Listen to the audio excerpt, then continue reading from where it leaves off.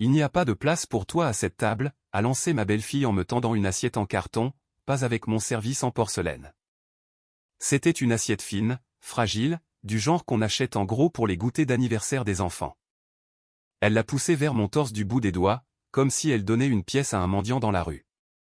Tu peux manger dans la cuisine. On est un peu à l'étroit ici. J'ai regardé par-dessus son épaule. Ma table de salle à manger, celle que j'avais fabriquée de mes propres mains en chêne massif il y a 20 ans, pouvait accueillir 12 personnes, et pourtant, je ne reconnaissais aucun des convives. Mon fils était assis tout au bout. Il m'a vu. Il a baissé les yeux vers son assiette. J'ai pris l'assiette en carton. Je suis allé dans la cuisine. Je l'ai posée sur le plan de travail sans rien mettre dedans. Puis j'ai pris mon manteau, je suis sorti par la porte de derrière, je suis monté dans mon utilitaire et je suis parti. La maison qui s'éloignait dans le rétroviseur était toujours à mon nom sur l'acte de propriété. J'avais construit l'extension de l'aile et de mes propres mains. J'avais coulé la dalle de la terrasse un week-end d'été, il y a 23 ans, avec mon frère. Chaque tuile, chaque lame du parquet de la véranda, chaque cadre de fenêtre, je savais d'où il venait et ce qu'il m'avait coûté. Ma défunte femme avait choisi le gris des volets 2 semaines avant de recevoir son diagnostic. Il y a 3 ans, quand mon fils et sa femme galéraient, je leur avais dit qu'ils pouvaient s'installer là le temps de se remettre sur pied. Provisoire. C'était le mot que j'avais utilisé. Provisoire. C'était le soir du réveillon de Noël. J'ai roulé 30 minutes jusqu'à mon appartement, le petit 2 pièces où j'avais emménagé après leur avoir laissé la maison, et je me suis assis à la table de la cuisine sans même retirer mon manteau. L'appartement sentait le café, le vieux bois et ce silence propre à ceux qui vivent seuls. Je m'y étais habitué. Mais ce soir-là, c'était différent. Ma belle-fille, Mélanie, n'avait cessé de repousser les limites depuis le jour où mon fils l'avait présentée, il y a 6 ans. Des petites choses au début. Réorganiser les meubles sans demander. Prendre des décisions pour la maison sans m'appeler. Demander à mon fils de sauter nos déjeuners du mardi parce qu'elle avait d'autres projets. Puis des choses plus graves. S'approprier la chambre d'amis que je gardais pour mes visites. Changer les serrures sans prévenir, si bien que je devais sonner pour entrer chez moi. À chaque fois, je ne disais rien. Je me disais que j'étais généreux. Patient. Que je préservais la paix pour le bien de mon fils, Thomas. Ce soir, elle m'avait tendu une assiette en carton en me montrant la cuisine de la maison dont je suis le propriétaire. J'ai enfin arrêté d'appeler ça « préserver la paix ». Je me suis levé et j'ai ouvert le classeur que je gardais dans la 2e chambre. Acte de propriété. Relevé bancaire. Le dossier de la maison. 3 ans de factures EDF et d'eau, toutes payées depuis mon compte. La taxe foncière, pareil. Les assurances, les interventions de maintenance, chaque reçu de réparation. Mon fils et sa femme n'avaient rien payé.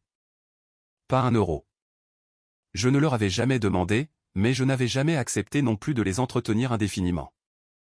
Je me suis rassis, les dossiers étalés sur la table, et j'ai fait le calcul que j'évitais depuis trop longtemps. Le loyer du marché pour ce bien dans notre région, 1 800 € par mois. 36 mois. 64 800 €. J'ai écrit ce chiffre en haut d'un bloc-notes. En dessous, j'ai noté la question professionnelle. Il y a 8 mois, Mélanie m'avait demandé si elle pouvait m'aider pour l'administratif de mon entreprise d'électricité générale.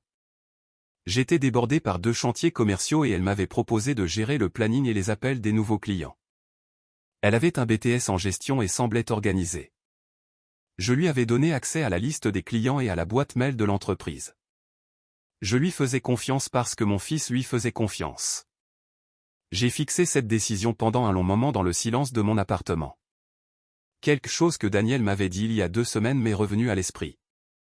Daniel gérait ma comptabilité. Elle avait mentionné un client qui demandait le remboursement d'un acompte. Elle disait que le client ne comprenait pas pourquoi le chantier avait été repoussé 2 fois. J'avais dit à Daniel que je n'avais aucun acompte enregistré pour ce client. J'avais supposé une erreur de planning. Je lui avais dit que je vérifierais. Je ne l'ai jamais fait. Les préparatifs de Noël m'avaient fait oublier l'affaire. À 23h30, j'ai décroché mon téléphone et j'ai appelé maître François Clément. François gérait les affaires juridiques de ma boîte depuis 12 ans. Il a décroché à la 4e sonnerie, la voix rauque de sommeil. « C'est Jean-Pierre », j'ai dit. « J'ai besoin d'un rendez-vous demain à la 1e heure. Je sais que c'est le matin de Noël.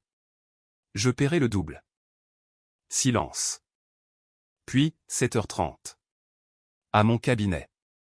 François avait perçu quelque chose dans ma voix, la même chose que j'entendais moi-même. J'ai passé le reste de la nuit à sortir des relevés. Je n'ai pas dormi.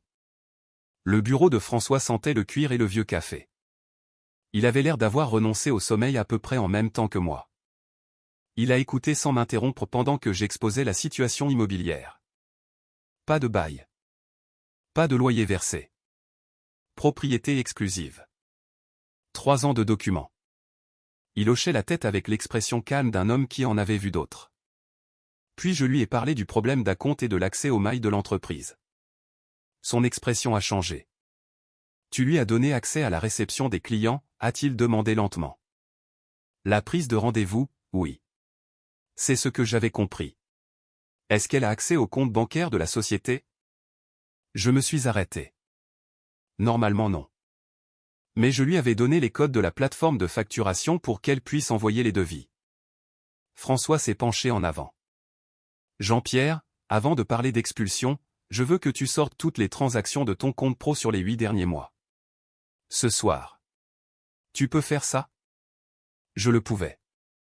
François a rédigé l'avis d'expulsion pendant que j'étais assis à sa table de conférence, mon ordinateur ouvert. Mise en demeure de quitter les lieux. 30 jours. Droit immobilier français. Formel et précis. Il a aussi rédigé une mise en demeure séparée pour les arriérés de loyer calculés au prix du marché, ce qui était recevable au civil même sans bail au vu des circonstances. Il enverrait les 2 en recommandé avec accusé de réception dès le 1er jour ouvrable. Je suis rentré chez moi par les rues désertes de ce matin de Noël. Les courriers étaient prêts. La procédure était lancée. Mais la question de François sur le compte pro me pesait sur la poitrine comme une écharde. J'ai ouvert la plateforme de facturation à la table de ma cuisine et j'ai remonté 8 mois en arrière. 3 acomptes de clients que je n'avais pas traités. 12 000 € pour une remise aux normes d'un tableau électrique dans un lotissement où je ne travaillais pas. 8 500 € pour un contrat d'éclairage commercial pour lequel je n'avais jamais fait d'offre. 11 000 € pour une rénovation complète dont je n'avais aucune trace. 31 500 € au total. Le tout déposé sur le compte de l'entreprise. Le tout transféré sous 48 heures vers un compte que je ne reconnaissais pas.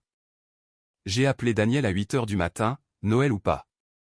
Elle a répondu à la 2e sonnerie. J'allais t'appeler cette semaine, a-t-elle dit. J'en ai trouvé d'autres. 40 minutes plus tard, j'étais à sa table de cuisine, les yeux rivés sur son écran d'ordinateur. Daniel avait fait les rapprochements bancaires de fin d'année et avait découvert un schéma qu'elle n'avait pas compris avant de tout voir réuni. Ma belle-fille avait utilisé le mail de l'entreprise et mon numéro SIRET pour contacter des clients potentiels, encaisser des acomptes et promettre des délais de travaux qui n'étaient que du vent. Elle s'était fait passer pour une directrice de cabinet. Elle s'était servie de ma réputation, de 31 ans de métier sans aucune ombre au tableau, comme d'un appât. Daniel avait identifié 5 clients pour l'instant. Total des acomptes, 47 000 €. Il y en a peut-être d'autres, a-t-elle ajouté prudemment. Je n'ai pas fini. J'ai fixé l'écran pendant un long moment. Ma licence d'électricien, celle pour laquelle j'avais passé mes examens, mon assurance décennale maintenue sans un seul sinistre pendant 3 décennies. Mon nom sur chaque chantier que j'avais réalisé. Elle l'avait porté comme un déguisement. J'ai appelé François depuis l'allée de Daniel. Oublie le délai d'expulsion pour l'instant, a-t-il dit après mon récit. On doit déposer plainte à la gendarmerie aujourd'hui. C'est une escroquerie qualifiée et potentiellement un abus de confiance aggravé.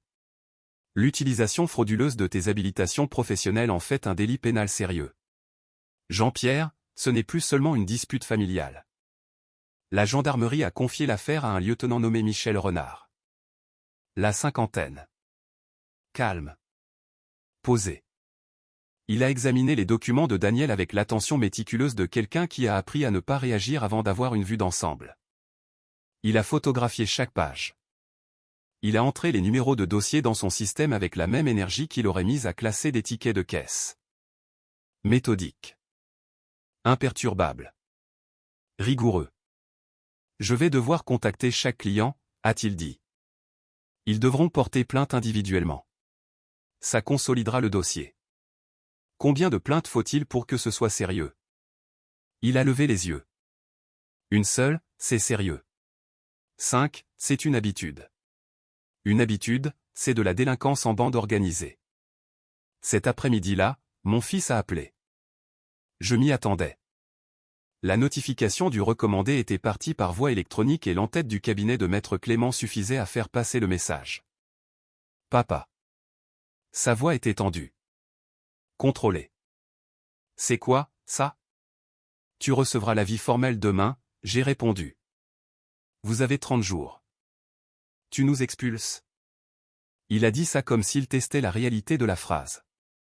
Je récupère mon bien. Vous vivez là depuis 3 ans sans payer de loyer. Ça n'a jamais été une solution définitive. Silence. Un silence si long que j'entendais son souffle. Elle a dit que tu cherchais une excuse.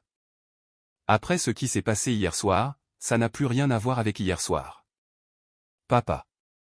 30 jours. Lis l'avis attentivement. J'ai raccroché. Il a rappelé 4 fois. Je n'ai pas répondu. Ma belle-fille a appelé une fois, tard dans la soirée. Je n'ai pas reconnu le numéro avant de vérifier. J'ai laissé filer vers la messagerie. Le message durait 23 secondes et je l'ai supprimé sans l'écouter. Je me suis couché à 21h et j'ai dormi 10 heures d'affilée. Mon premier vrai sommeil depuis des jours. Les avis physiques ont été livrés le mardi matin. François m'a envoyé la confirmation de signature par SMS à 10h14. Ma belle-fille avait signé pour les deux. À midi, elle avait posté sur Facebook. Je l'ai appris par ma voisine, Corinne, qui m'a appelé à 13h, la voix bouleversée. Jean-Pierre, il y a une publication sur toi. Les gens la partagent. Je ne savais pas quoi faire. J'ai ouvert Facebook et j'ai cherché son nom. Le texte était long et soigneusement écrit, ce qui m'a prouvé qu'elle le préparait bien avant l'arrivée de l'huissier. Le titre disait « Mon beau-père nous expulse 2 jours après Noël. Nous n'avons nulle part où aller ». Elle me décrivait comme imprévisible, vindicatif, un homme qui ne l'avait jamais accepté dans la famille et qui cherchait une raison de les punir depuis la mort de ma femme. Elle parlait de mon fils, de son dévouement, de ses efforts, de sa propre peur. Ce qu'elle ne mentionnait pas, 3 ans de logement gratuit, 47 000 € d'acompte frauduleux en utilisant ma licence, les 5 clients qui avaient payé pour des travaux jamais réalisés. Ce qu'elle mentionnait, par contre, le décès de ma femme, la maison vide, la façon dont elle et mon fils l'avaient entretenue et aimée comme si c'était la leur. Une photo de la maison en été, magnifique et verdoyante, suggérant une légitimité par la simple proximité. Le post comptait 94 commentaires en moins de 2 heures. La plupart étaient compatissants. 3 d'entre eux venaient de mes propres clients. Des gens avec qui je travaillais depuis des années. L'un d'eux écrivait « Désolé d'apprendre ça. Jean-Pierre a toujours semblé être un homme honnête. Je suis surpris. » Le mot « semblait » pesait des tonnes.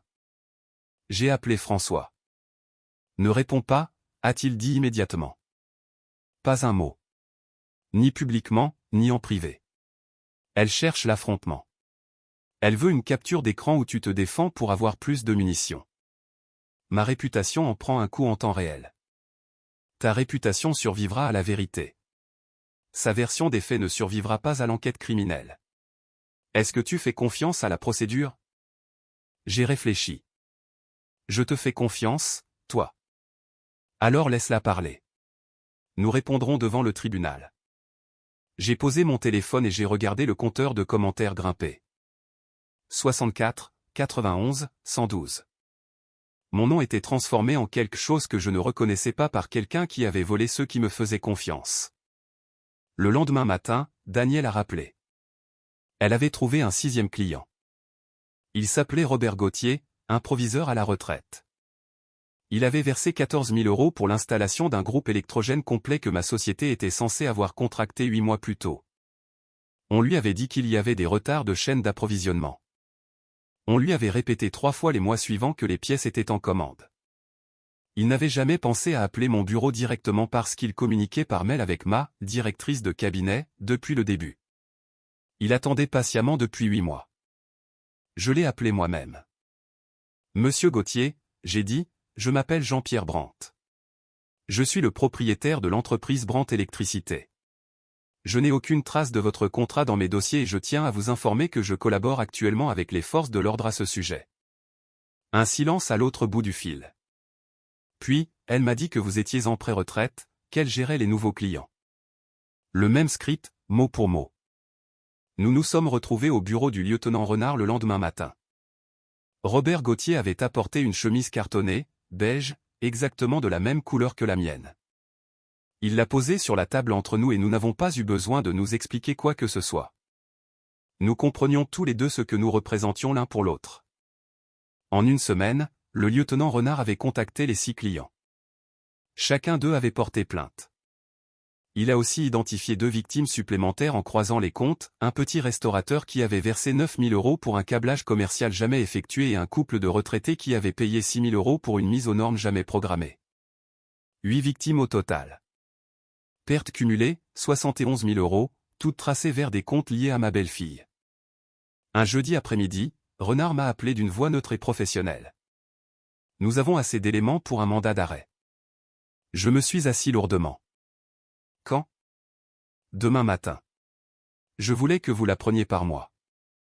Je l'ai remercié et j'ai raccroché. Puis je suis resté assis dans le silence de mon appartement pendant un long moment. Mon fils a appelé le soir même. Ton différent cette fois. La colère contrôlée avait disparu.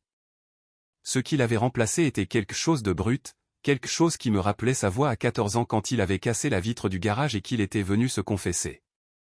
Papa, les gendarmes sont venus à la maison aujourd'hui. Je sais. Il posait des questions sur elle, sur la boîte, sur ce qu'elle faisait avec le compte mail. Un silence qui s'étirait jusqu'à faire mal. Papa, qu'est-ce qu'elle a fait? Je pense que tu en sais déjà une partie. Elle dit que c'est un malentendu, qu'elle essayait d'aider, que les clients ont mal compris les délais. 8 clients, fiston. 71 000 €. Le silence était différent de tous les autres silences. Celui-ci avait le poids spécifique d'un homme qui réassemble ce qu'il pensait être réel. Elle m'a dit que tu essayais de la piéger, a-t-il dit finalement, que tu avais planifié ça depuis le réveillon de Noël. Le lieutenant te montrera les preuves. Tout est documenté. J'ai arrêté, puis repris. Je ne savais pas pour les acomptes. Je te crois. Une autre longue pause. Elle me faisait sentir que je devais choisir. Chaque fois que j'essayais de te voir, il y avait toujours quelque chose, une raison. Je pensais juste essayer de sauver mon mariage. J'avais vu mon fils s'effacer pendant 3 ans. Je m'étais dit que c'était l'ajustement normal d'un couple, qu'il trouvait ses marques, que je devais leur laisser de l'espace. J'avais donné l'accès à mon entreprise à ma belle-fille parce que je voulais qu'elle se sente digne de confiance. Je m'étais dit que la patience, c'était de l'amour. Viens samedi matin, j'ai dit, on discutera. Elle a été arrêtée le vendredi matin. François m'a appelé après la confirmation de Renard. Mise en examen pour de multiples chefs d'inculpation, escroquerie, usage frauduleux de documents professionnels, abus de confiance. Les charges pesaient lourd. Ce n'était pas une simple contravention. Son avocat a déposé une requête le vendredi après-midi pour tenter de lier les accusations criminelles à l'expulsion, arguant d'une intention de représailles. François a fait rejeter cette motion avant le week-end. Les 2 procédures étaient légalement distinctes. L'expulsion reposait sur ses propres documents. L'affaire pénale reposait sur 8 victimes et 71 000 € de vol documentés. Mon fils est venu le samedi matin. Il avait l'air de ne pas avoir dormi. Il s'est assis à ma table de cuisine et n'a rien dit pendant un moment. Il a juste serré son mug de café entre ses mains et a fixé la table. Elle m'a dit que tu ne l'avais jamais aimé, a-t-il dit, dès le début, que tout ce que tu faisais n'était que contrôle. Est-ce que tu l'as cru? Il est resté silencieux. Parfois, quand j'étais en colère, quand je ratais un autre déjeuner du mardi et qu'elle avait une raison qui semblait logique sur le moment. Il a secoué la tête lentement. J'attendais que tu te battes, que tu protestes. Comme tu ne le faisais pas, j'ai fini par penser qu'elle avait raison, que tu en avais fini avec nous. J'essayais de ne pas te forcer à choisir. Je le sais maintenant.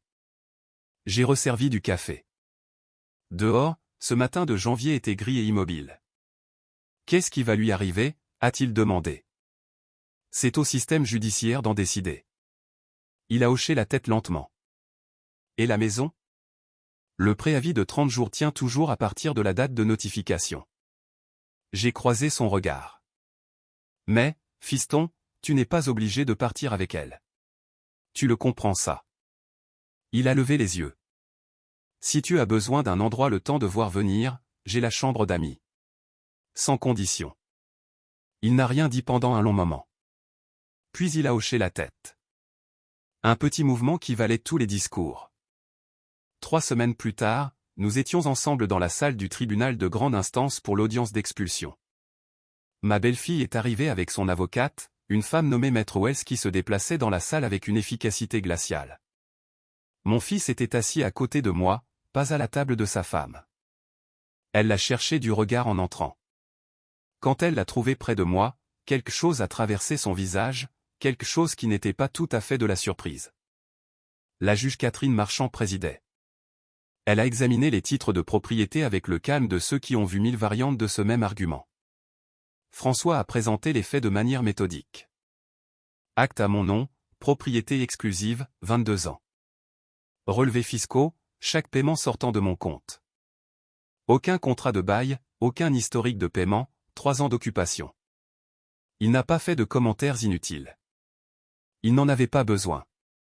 Maître Wells a plaidé l'abandon de propriété, affirmant que j'avais essentiellement fait don du bien par une occupation gratuite de longue durée, et que l'expulsion était vindicative compte tenu de l'affaire pénale. La juge a écouté l'argumentation complète, puis a posé une seule question.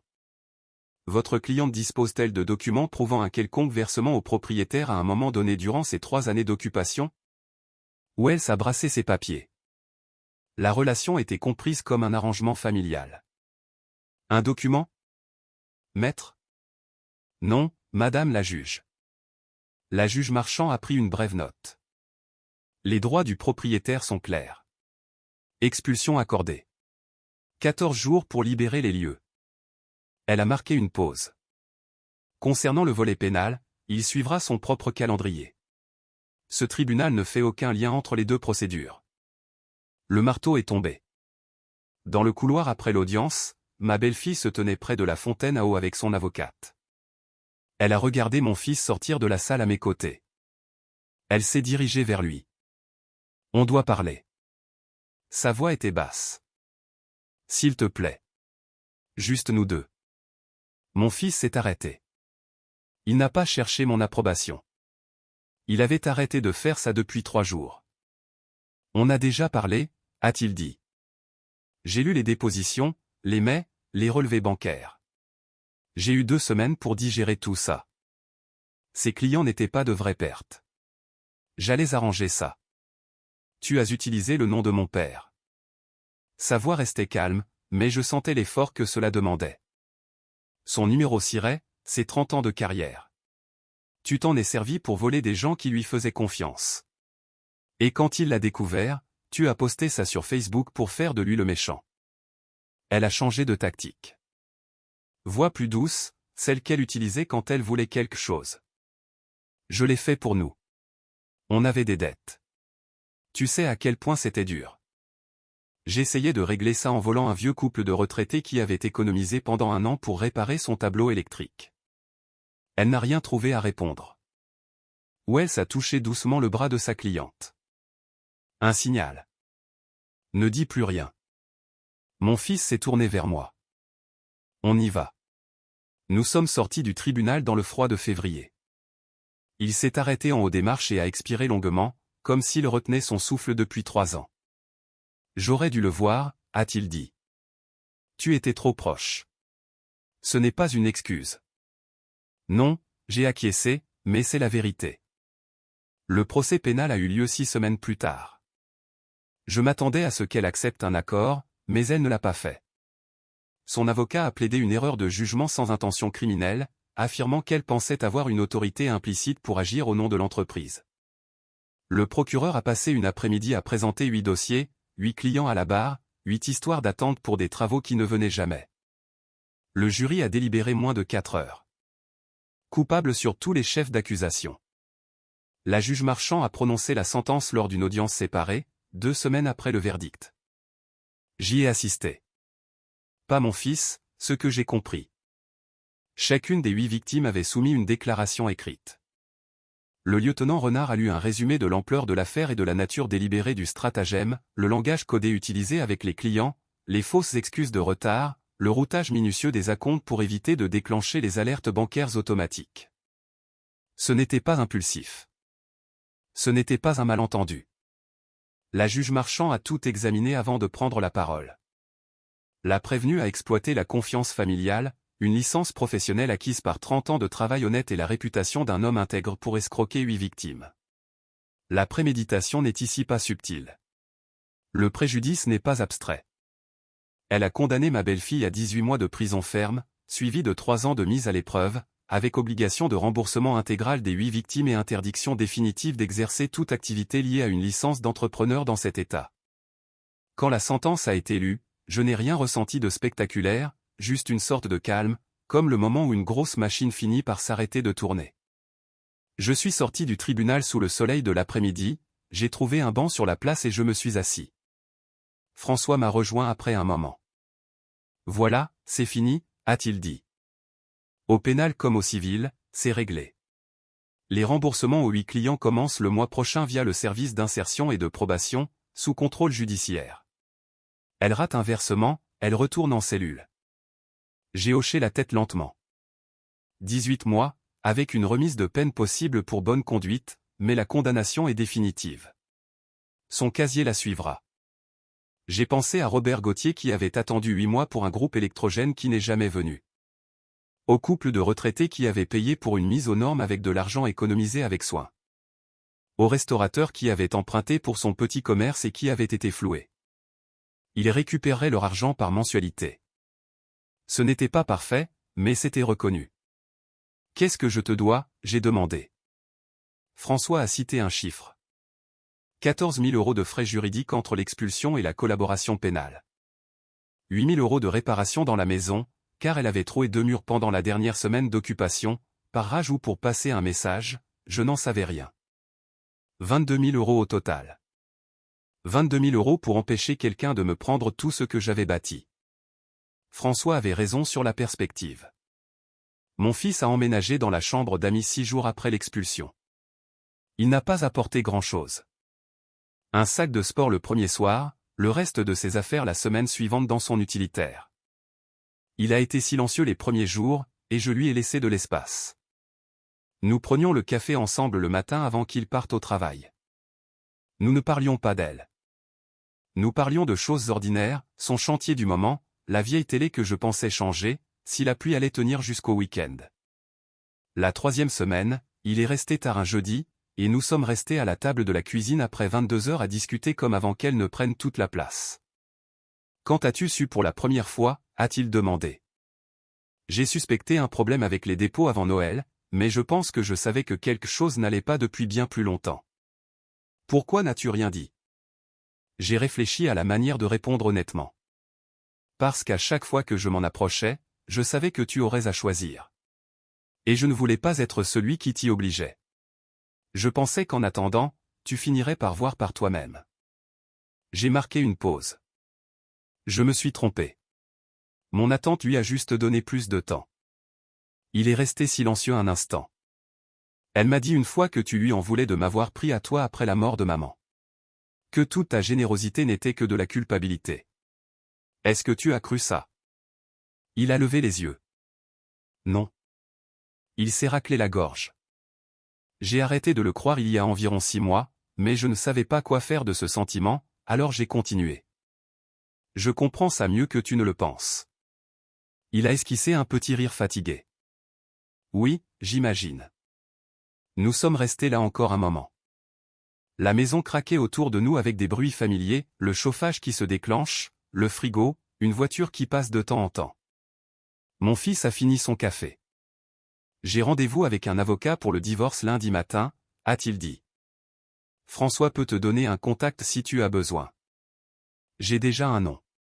Une collègue est passée par elle. Elle est bien. Il s'est levé, s'est étiré.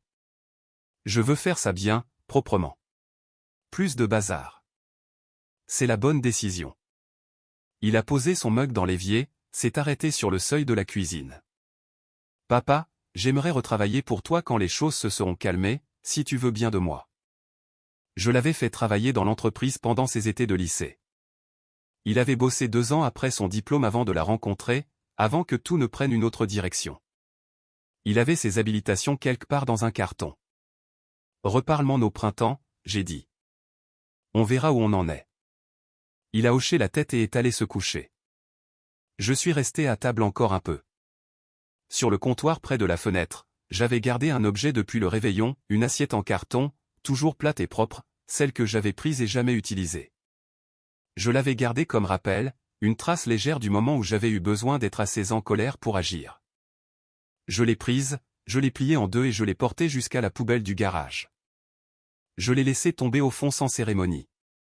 Elle a fait un petit bruit de rien du tout. C'était tout ce qu'elle méritait. Le printemps est arrivé doucement cette année-là.